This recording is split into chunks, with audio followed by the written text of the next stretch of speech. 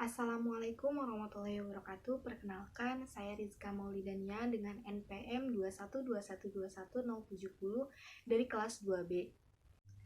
Di sini saya akan menjelaskan mengenai sisi feminisme dalam novel Cantik Itu Luka karya Eka Kurniawan yang sebelumnya sudah saya bahas dalam artikel yang saya buat mengenai sisi feminisme dalam novel Cantik Itu Luka karya Eka Kurniawan. Identitas buku. Judul novel Cantik Itu Luka, penulis Eka Kurniawan, penerbit Gramedia, tahun terbit pertama yaitu tahun 2002, jumlah halaman yaitu 494, ISBN 978 602 03 12583. Sinopsis novel Cantik Itu Luka karya Eka Kurniawan. Novel Cantik Itu Luka ini bermula dari bangkitnya Dewi Ayu dari kuburan setelah 21 tahun kematiannya. Kejadian tersebut menimbulkan kegaduhan di masyarakat sekitar. Terlebih lagi Dewi Ayu yang dulunya merupakan seorang pelacur di zaman penjajahan Belanda dan Jepang. Dewi Ayu yang merasakan dirinya menjadi pusat perhatian tidak memperdulikan kegaduhan tersebut. Ia memutuskan kembali ke rumahnya yang sekarang ditempati oleh Rosina untuk menemui anak keempatnya yang bernama Cantik. Rosina ini merupakan gadis bisu yang sudah menemaninya dan menjaga si Cantik hingga saat ini. Setibanya di rumah, Dewi Ayu bertemu si Cantik di teras rumahnya. Saat itu, Cantik sedang menunggu pangerannya di depan rumah. Tidak diketahui siapa nama pangeran tersebut, tetapi yang jelas Cantik sudah beberapa kali melakukan hubungan intim dengan laki-laki misterius tersebut hingga Cantik hamil.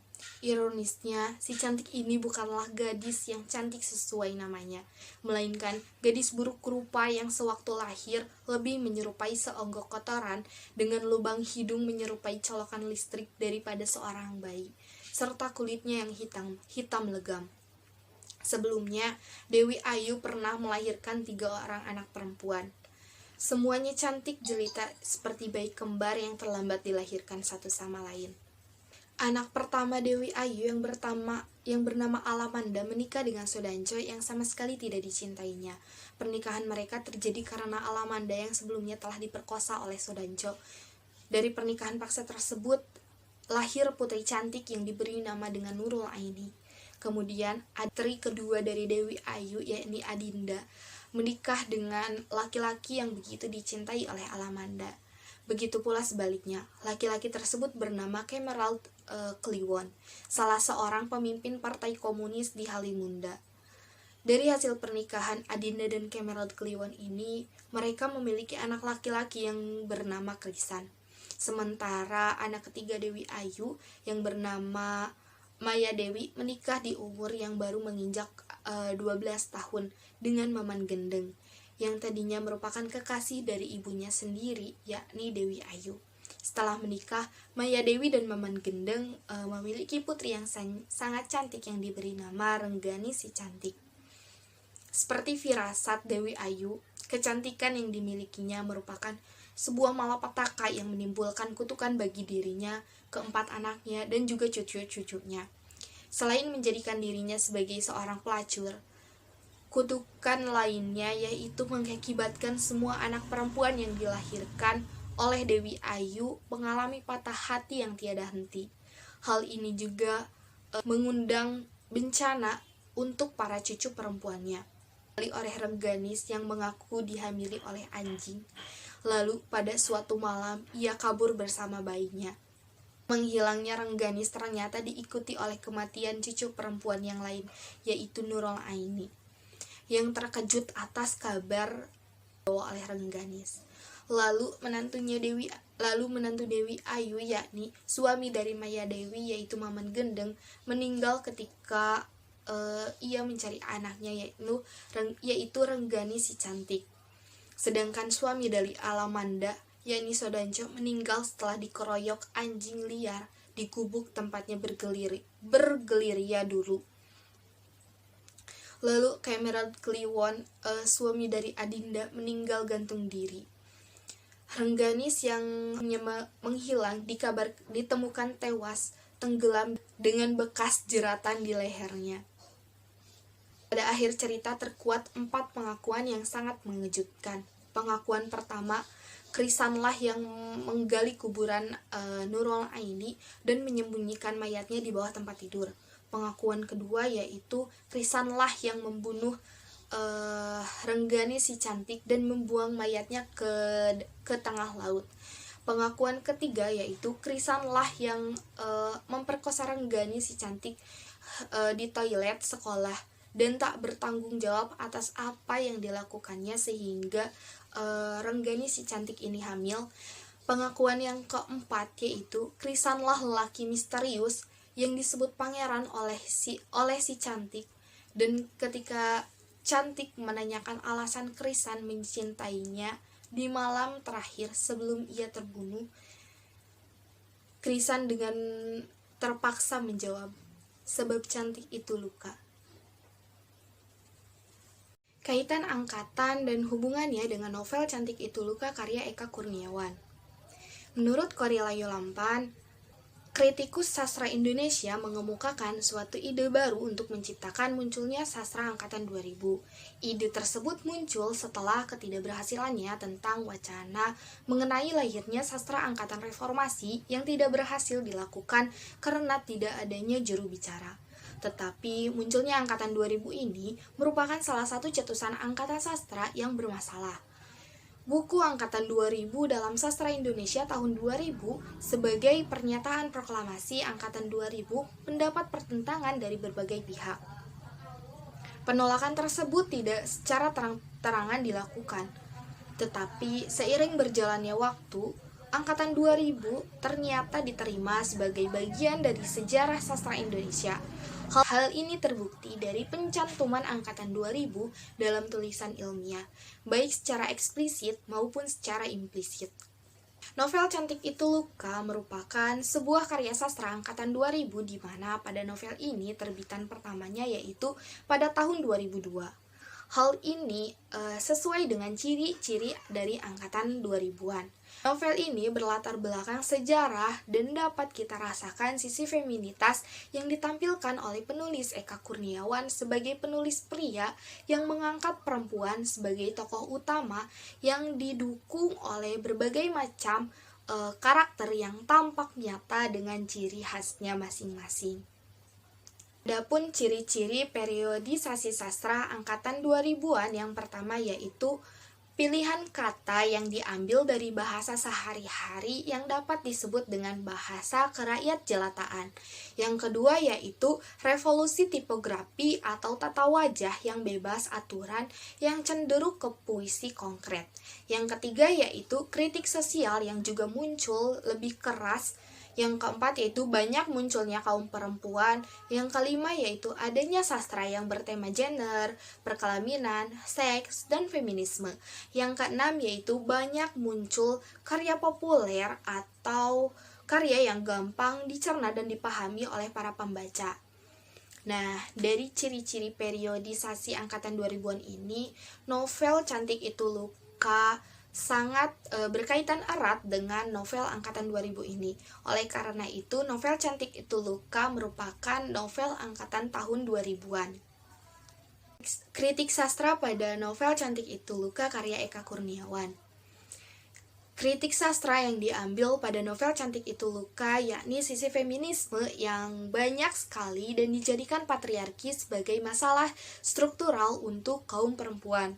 Dominasi yang tergambarkan oleh teoritis feminisme dalam makna struktural dan sosial.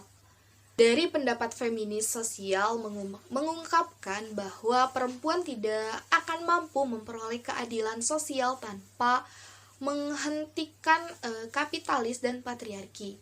Kedudukan perempuan selalu dipandang rendah daripada laki-laki sehingga memperoleh penindasan dari lingkungan sekitar atau lingkungan masyarakat. Wilayah sosial serta hukum sepatutnya lebih adil dalam menimbang fenomena yang banyak terjadi dalam dunia seks. Karena tidak semua pekerja seks komersial dianggap paling salah, seperti yang tergambarkan dalam novel Cantik Itu Luka karya Eka Kurniawan. Sangat miris memang ketika melihat kehidupan sosial perempuan-perempuan itu berganti menjadi para tahanan perang dan dijadikan sebagai budak pelacur komersial, seperti pada kutipan berikut. Ia sendiri tak pernah sungguh-sungguh mengaku bahwa ia menjadi pelacur karena keinginannya sendiri. Sebaliknya, ia selalu mengatakan bahwa ia menjadi pelacur karena sejarah. Saya setuju dengan pendapat yang dikemukakan oleh salah satu kritikus, di mana pelacur yang diceritakan pada novel Cantik Itu Luka bukanlah keinginannya sendiri, melainkan karena keterpaksaan, di mana tadinya dirinya tidak ingin menjadi pelacur karena ia ditahan dan diculik, lalu kemudian dirinya dijadikan sebagai pemuas nafsu dari tentara pada zaman penjajahan Belanda dan Jepang. Ulasan novel Cantik Itu Luka karya Eka Kurniawan. Kelebihan dari novel ini yaitu dari gaya penulisannya yang sangat menarik, dari penggunaan diksinya. Selain itu, tata bahasa yang digunakan juga sangatlah rapi. Penulis Cantik Itu Luka ini menggunakan perpaduan alur maju dan alur mundur yang tertata dengan sangat rapi. Dengan begitu, pembaca tidak kebingungan saat mengikuti jalannya cerita. Transisi di bagian pergantian adegan cerita sangatlah rapi sehingga tidak membuat pembaca bingung dengan adegan ceritanya. Penulis cerita juga menggambarkan isi cerita dengan sangat kompleks, mulai dari perpaduan cerita kisah sejarah keluarga, sejarah kolonialisme, sejarah perjuangan, komunisme, kisah cinta, dan juga horor. Meskipun ceritanya begitu kompleks, tetapi penulis benar-benar berhasil menciptakan setiap karakter tokoh dengan sangat kuat, unik, dan menarik. Setiap tokoh dalam novel ini benar-benar digambarkan punya peran yang sangat penting, sehingga tidak hanya berfokus pada satu tokoh saja.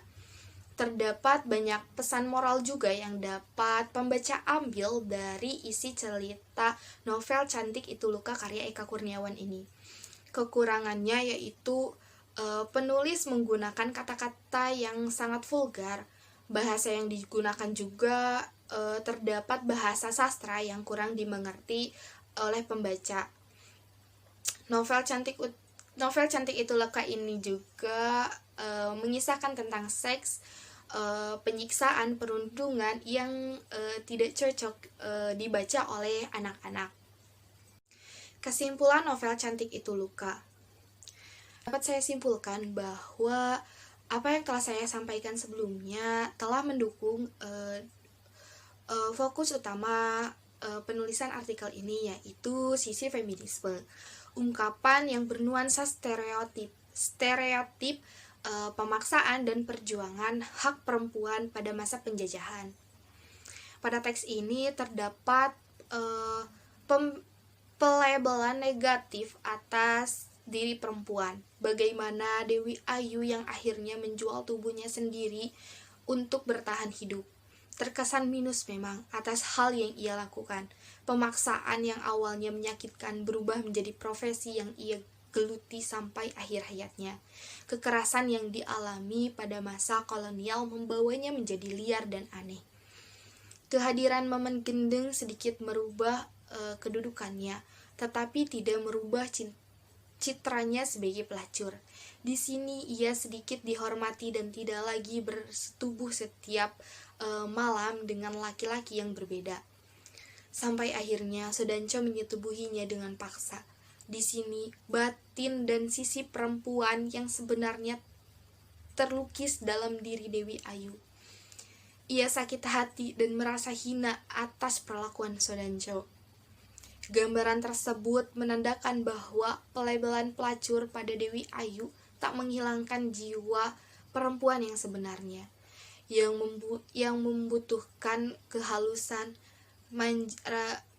sifat manja, rasa kasih sayang, dan jiwa keibuan. Hal ini ditunjukkan ketidakinginannya memiliki anak yang cantik.